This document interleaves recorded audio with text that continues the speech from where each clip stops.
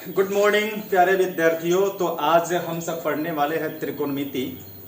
आप सभी विद्यार्थियों का आरटीएस कोचिंग सेंटर के ऑनलाइन प्लेटफॉर्म पर आप सबका हार्दिक स्वागत और अभिनंदन। मित्रों, आज हम लोग त्रिकोणमिति का क्लास करेंगे और त्रिकोणमिति बिल्कुल शुरू से करेंगे और आपको समझ में भी आने वाला है। बस आपको धैर्य बनाए रखना है और वीडियो अच्छा लगे तो आप लाइक और सब्सक्राइब करना ना भूलें। तो आइए हम लोग आज त्रिकोणमिति चालू करते हैं।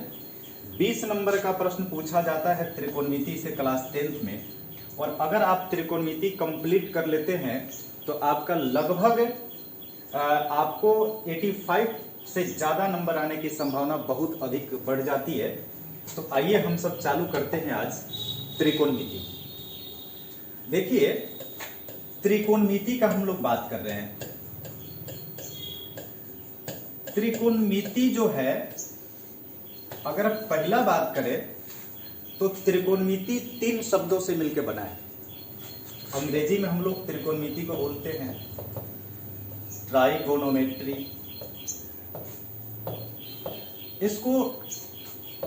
इसको 3 भागों में बांटा गया त्रिकोणमिति को।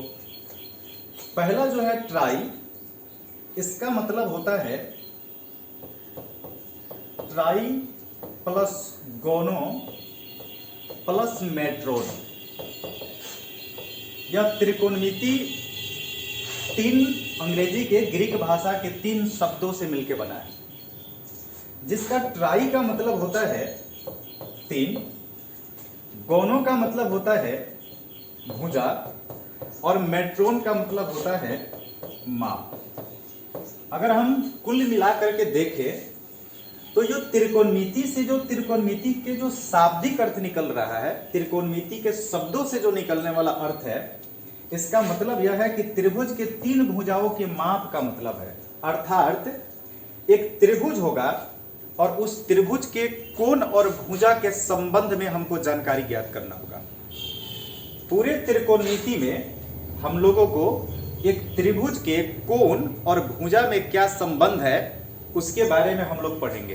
एक आदमी थोड़ा गेट सटा दे।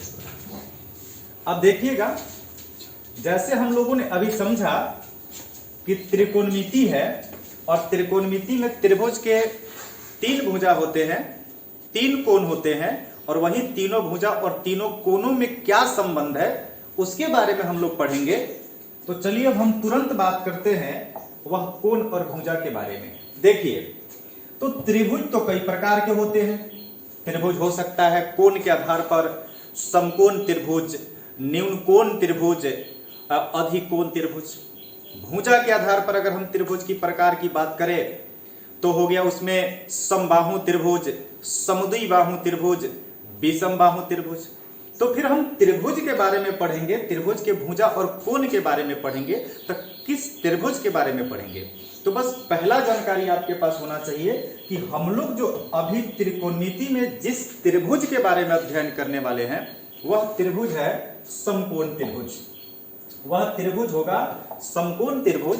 और समकोण त्रिभुज कैसे बनता है इस पर थोड़ा सा अगर हम बात कर ले तो इसको बोलते हैं समकोण त्रिभुज। देखिए, इसका नाम हमने यहाँ पर ए रख दिया, यहाँ पर बी रख दिया, यहाँ पर सी रख दिया।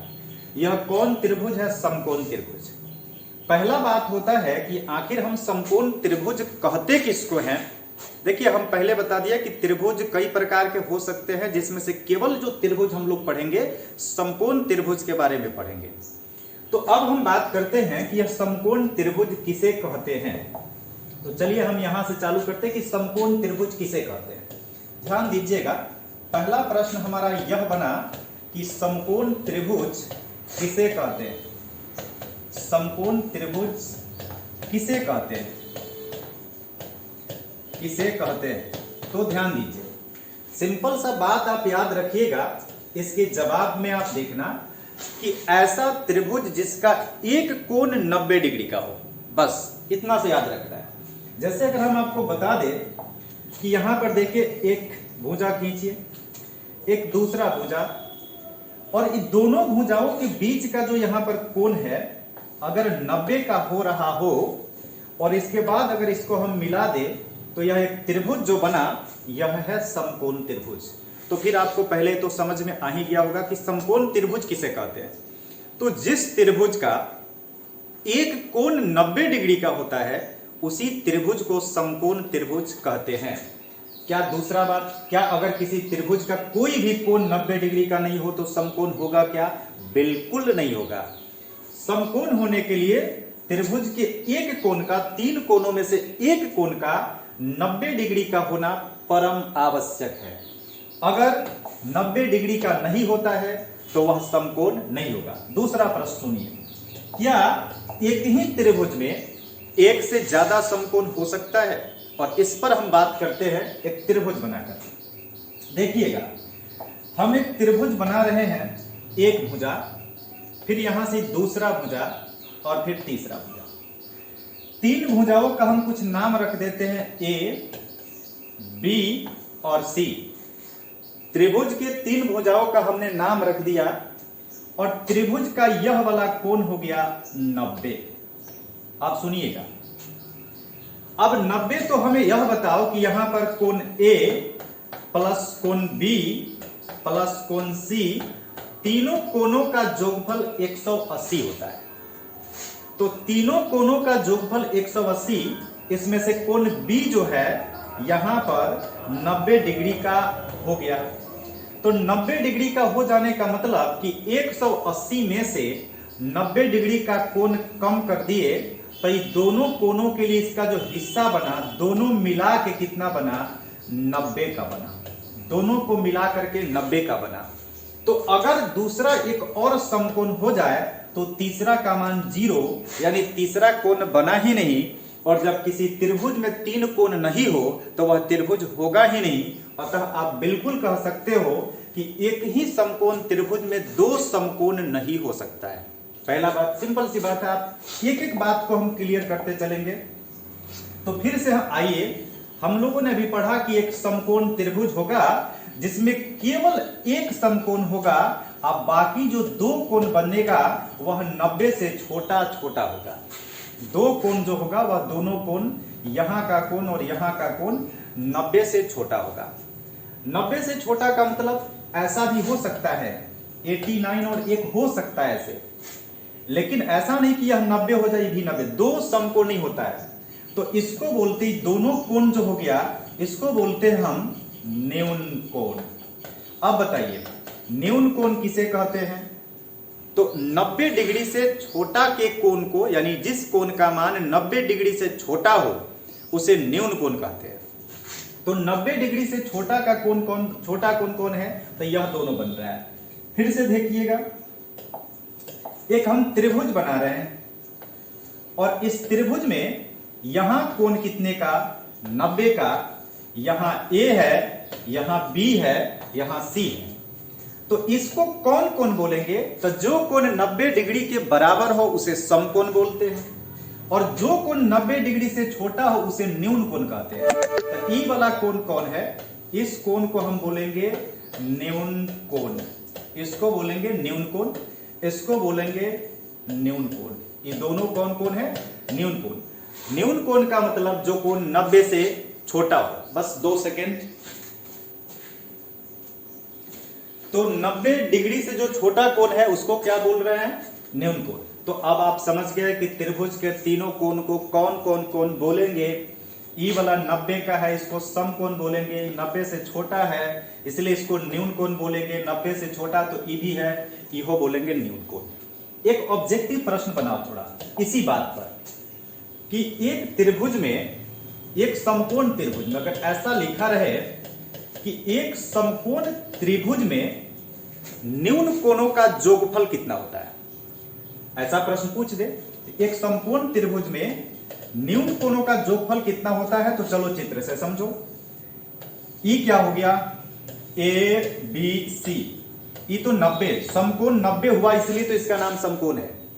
न्यून कोण ई दोनों, तो ई दोनों कोणों का जोगफल कितना होता है? तो आप बोलिएगा 90 डिग्री। और तीनों कोणों का जोगफल 180। तो एक समकोण त्रिभुज में दो न्यून कोणों का जोगफल कितना? 90 डिग्री। लेकिन आप ऐसा बिल्कुल मत कहना, कई बार क्लास में बच्चे कंफ्यूज हो जाते इस बात पर। हम जब पूछते हैं कि एक त्रिभुज है और यह त्रिभुज ABC है और यह कोण 90 का है, तो बताओ कि कोण C कितने का होगा।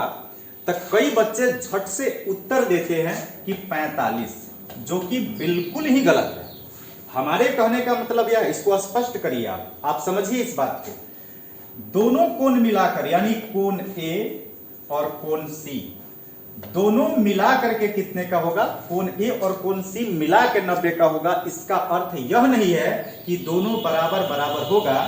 ऐसा भी तो हो सकता है कि आप 45 जो मान रहे हो, तो ऐसा भी तो हो सकता है कि यहां वाला कोण जो है, यहां वाला कोण 60 हो जाए, यहां का कोण 60 हो जाए और यहां पर कितना 30 हो जाए। ऐसा भी तो हो सकता है, लेकिन दोनों को मिला के 90 होगा।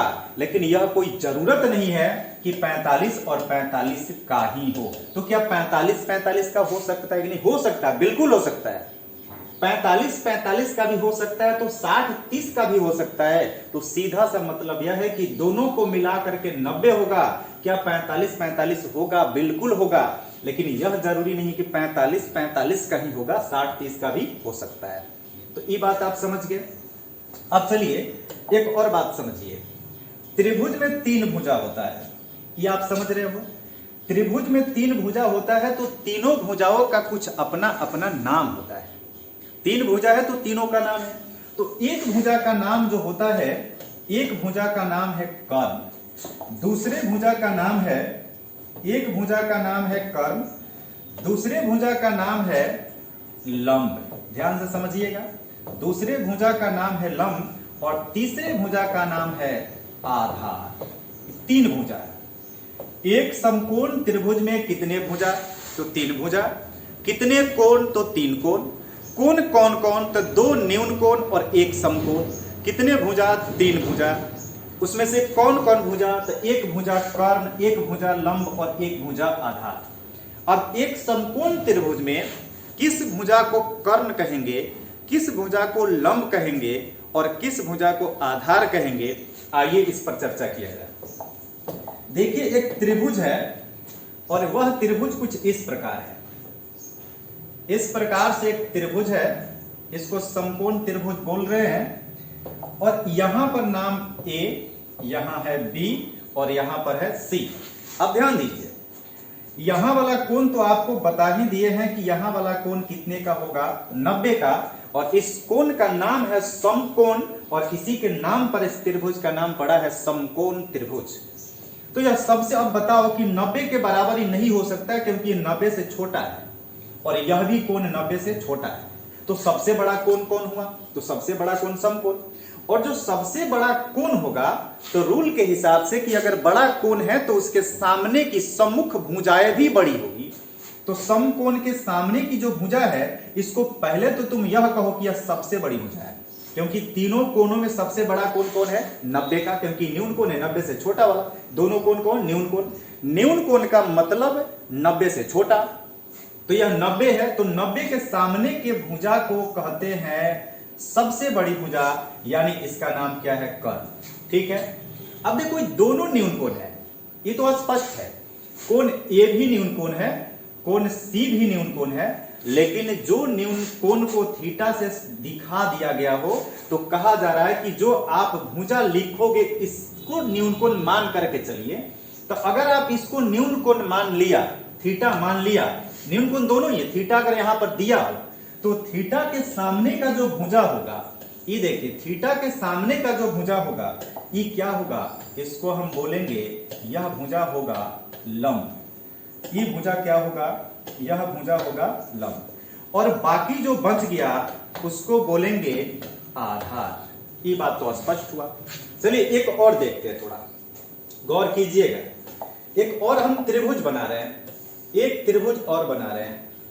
यहां पर देखिए एक त्रिभुज बना लिए, नाम रख दिए इसका A, यहां पर B और यहां पर C।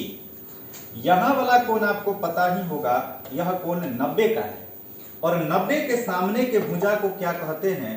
तो 90 के सामने के भुजा को हम लोग कहते हैं कर्ण। और न्यून कोण देखो, अगर यहां दिया था तो न्यून कोण थीटा यहां दिया था, तो थीटा के सामने के भुजा को बोलते हैं लंब। अगर यही थीटा यहां होता, यानी ऐसे, अगर यह थीटा यहां पर दिया हो, तो अब की बार न्यून कोण जो हो जाएगा इसके सामने का भुजा, यहां लंब जो हो जाएगा थीटा के सामने का भुजा और कोण, तो इसका नाम हो गया लंब।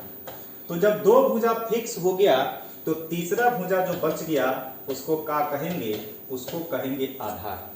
अगर यह दोनों बात आपको समझ में आया तब तो आगे आप समझ पाओगे, लेकिन नहीं समझ में आया तो दिक्कत हो सकता है, क्योंकि इसका बहुत ज्यादा जरूरत है त्रिकोणमिति में। फिर से सुनिए, एक बात फिक्स है, समकोण के सामने की भुजा को कर्ण, समकोण यहां है, इसके सामने के भुजा को कर्ण, लेकिन न्यून कोण में देखो थीटा यहां दे रहा है तो थीटा के सामने का भुजा लंब ई होगा।